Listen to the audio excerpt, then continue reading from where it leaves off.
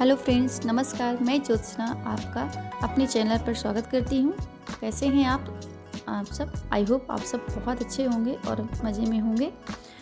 तो थोड़ा सा ना मुझे देर हो गई है ये डालने में व्लॉग। मैं इसमें आपको बोला था ना कि मैं आपको नौ देवी के 9 रूपों के बारे में और उनके कलर के बारे में बताऊँगी, तो बस उसी के बारे में आपसे बात करनी है।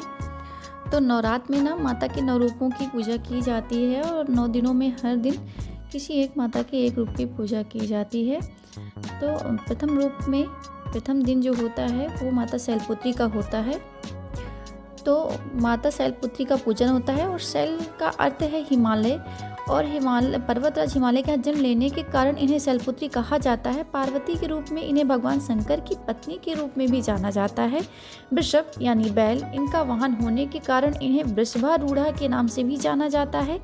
इनके दाएं हाथ में त्रिशूल है और बाएं हाथ में इन्होंने कमल धारण किया हुआ है।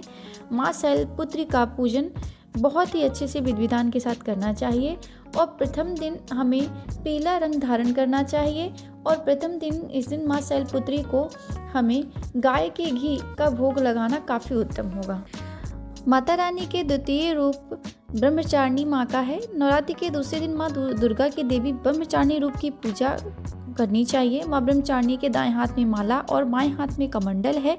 शास्त्रों में बताया गया है कि माँ दुर्गा ने पार्वती के रूप में पर्वतराज के यहाँ पुत्री बनकर जन्म लिया और महर्षि नारद के कहने पर अपने जीवन में भगवान महादेव को पति के रूप में पाने के लिए कठोर तपस्या की थी। हजारों वर्षों तक अपनी कठिन तपस्या के कारण ही इनका नाम तपश्चारिणी या ब्रह्मचारिणी पड़ा। अपनी इस तपस्या की अवधि में इन्होंने कई बार निराहार रहकर अत्यंत कठिन तप किया। तब से महादेव प्रसन्न हो गए। इनके इसी रूप की पूजा और अर्चना की जाती है और ये माता ब्रह्मचारिणी का रूप है। और इस दिन हरे रंग को धारण करना चाहिए, हरा रंग है इनका। और शक्कर का भोग हमको लगाना चाहिए। शक्कर का भोग लगाने से आयु बढ़ती है। माँ का तीसरे दिन दुर्गा माँ के तीसरे रूप चंद्रघंटा देवी की पूजा की जाती है। इस दिन देवी के मस्तक पर घंटे के आकार का अर्ध चंद्रमा विराजमान है इस देवी के, इसलिए इनका नाम चंद्रघंटा पर पड़ा। इन देवी के 10 हाथ माने गए हैं और ये खड़ग आदि विभिन्न अस्त्र और शस्त्र से सुसज्जित हैं। ऐसा माना जाता है कि देवी के इस रूप की पूजा करने से मन को अलौकिक शांति प्राप्त होती है और इससे न केवल इस लोक में अपितु परलोक में भी परम कल्याण की प्राप्ति होती है। चंद्रघंटा माता का जो कलर है, इस दिन हमको ग्रे कलर पहनना चाहिए और इस दिन माता को खीर का भोग लगाना चाहिए। इससे हमारे सारे दुख दूर होते हैं, दुखों का नाश होता है। नवरात्र के चौथे दिन दुर्गा जी के चतुर्थ रूप माँ कुष्मांडा की पूजा और रचना की जाती है। माना जाता है कि सृष्टि की उत्पत्ति से पूर्व जब चारों ओर अंधकार था तो माँ दुर्गा ने इस अंड यानी ब्रह्मांड की रचना की थी। इसी कारण इन्हें कुष्मांडा कहा जाता है। सृष्टि की उत्पत्ति करने के कारण इन्हें आदिशक्ति नाम से भी जाना जाता है। इनकी 8 भुजाएं हैं और ये सिंह पर सवार हैं। 7 हाथों में चक्र, गदा, धनुष, कमंडल, कलश, बाण और कमल हैं। चौथे दिन हमें नारंगी रंग का कपड़ा धारण करना चाहिए और इस दिन माता को हमें मालपुए का भोग लगाना चाहिए। इससे बुद्धि का विकास होता है।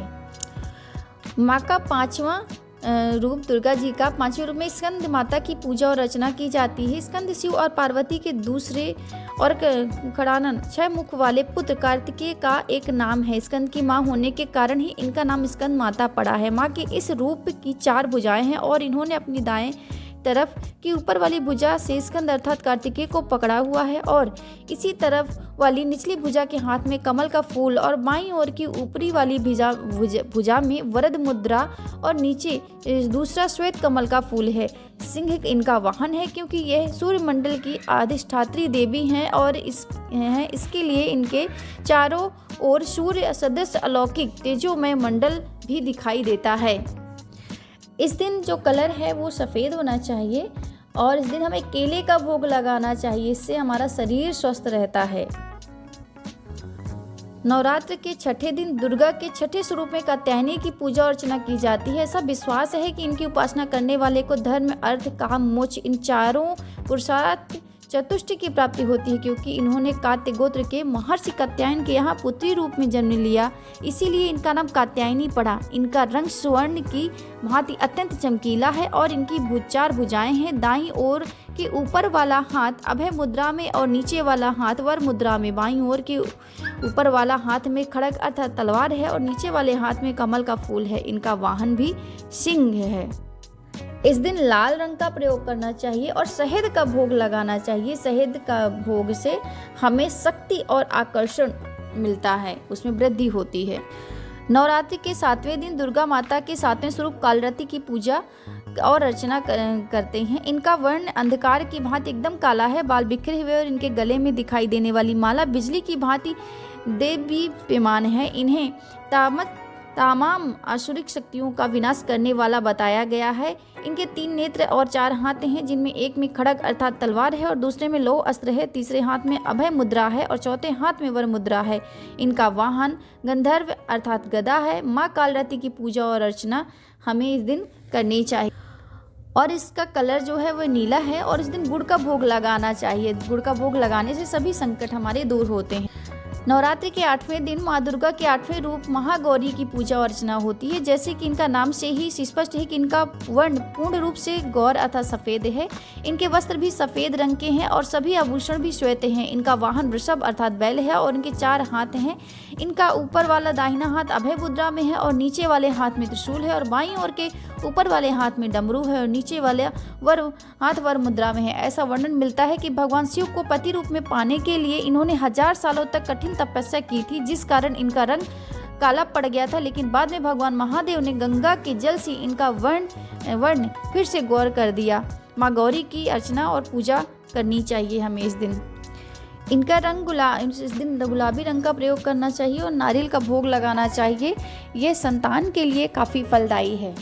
नवरात्रि के 9वें दिन दुर्गा जी के 9वें स्वरूप माँ सिद्धार्थी की पूजा अर्चना करनी चाहिए। जैसे कि इनके नाम से स्पष्ट हो रहा है कि सभी प्रकार की सिद्धियों को देने वाली देवी हैं सिद्धिदात्री। इनके 4 हाथ और ये कमल पुष्प पर विराजमान है। वैसे इनका वाहन भी सिंह ही है। इनके दाहिने और नीचे वाले हाथ में चक्र और ऊपर वाले हाथ में गदा है। बाईं ओर के नीचे वाले हाथ में कमल का फूल है और ऊपर वाले हाथ में शंख है। प्राचीन शास्त्रों में अणिमा, महिमा, गरिमा, लघिमा, प्राप्ति, प्राकाम्य, ईशित्व और वशिष्ठ नामक 8 सिद्धियां बताई गई हैं और ये 8 सिद्धियां माँ सिद्धार्थी की पूजा और कृपा से प्राप्त की जा सकती हैं। हनुमान चालीसा में भी अष्ट सिद्धि नवनिधि के दाता कहा जाता है। माँ सिद्धार्थी की पूजा और अर्चना इस दिन करनी चाहिए। इस दिन का कलर बैगनी है और इस दिन तिल का भोग लगाना चाहिए। तिल का भोग हमें भयमुक्त करता है। और मैं आपको बता दूं कि पंचमी और महाअष्टमी कब है, तो पंचमी है 30 तारीख को और 3 तारीख को अष्टमी है और 4 तारीख को नवमी है। इस दिन हमें पंचमी, अष्टमी और नवमी का व्रत रखना चाहिए। तो नमस्कार, मैं रखती हूँ। अगर मेरी जानकारी आपको पसंद आए तो प्लीज़ मेरे चैनल को लाइक और सब्सक्राइब करिए।